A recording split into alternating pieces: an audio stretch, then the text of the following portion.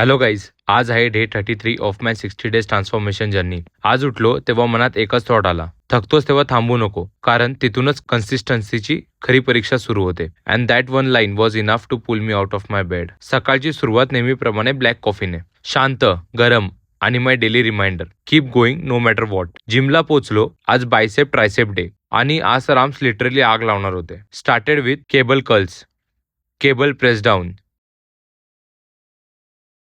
Preacher curl, overhead dumbbell extension, seated dumbbell curl, overhead tricep extension आणि शेवटी hammer curl.